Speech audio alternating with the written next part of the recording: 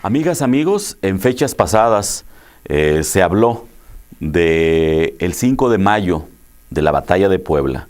Y bueno, quizá lo que les voy a decir a algunos les va a llamar la atención, a otros incluso les va a molestar, les va a inconformar. Pero mi obligación es con la verdad documentada y con la elemental lógica, con el sentido común. Se habla de un Ignacio Zaragoza, un muchacho de 33 años que tenía fiebre tifoidea, que encabezó, habiendo sido nombrado en periodo anterior, secretario de la Defensa Nacional, lo que es ahora ese símil, renuncia a este cargo y asume el mando de las Fuerzas Armadas mexicanas para enfrentar a los franceses en Puebla.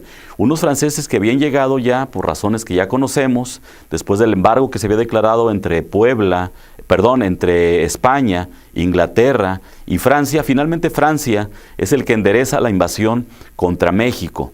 Un México gobernado por un gobierno republicano, como era el de Benito Juárez, y que Porfirio Díaz pues era un joven ambicioso en esa época también. Sin embargo, esta imagen de Ignacio Zaragoza se crece, yo creo que de más, igual que la misma batalla.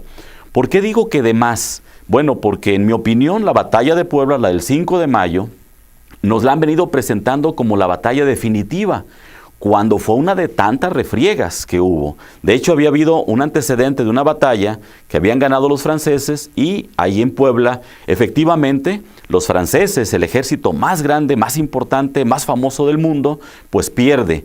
Pero fue una batalla de entre tantas, porque finalmente los franceses en el año de 1863 toman posesión y se establece aquí el Segundo Imperio Mexicano, encabezado, recordamos, por Maximiliano de Habsburgo, de tal manera que pues se ganó tantito, es decir, como si en el box tumbaron al contendiente, aunque al final pues ganan la batalla, es decir, ganan la pelea los franceses.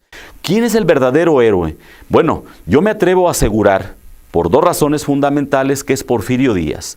La primera, porque él es el que persigue en esa batalla de Puebla a los franceses, hasta que es llamado a la atención por parte de Ignacio Zaragoza en esa batalla del 5 de mayo.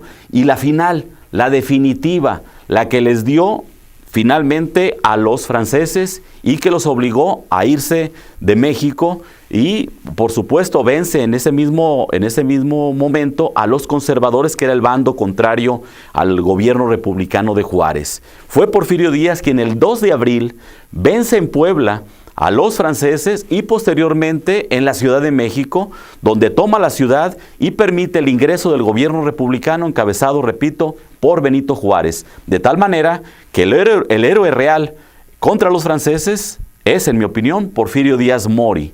Un Porfirio Díaz que originalmente es defenestrado por el propio Benito Juárez, quien no lo reconoce como tal, y posteriormente es defenestrado por los caudillos de la revolución que arman esta historia, obviamente con el apoyo de historiadores como José López Portillo y Rojas, como Edmundo O'Gorman, como el propio Gregorio Torres Quintero, como Justo Sierra, entre otros, que hicieron una historia a modo, de tal manera que en lugar de orientarnos de manera apegada a la historia, pues nos dan un cuento precisamente figurado en razón de los intereses que había que cuidar. Primero Juárez y luego a los caudillos de la revolución.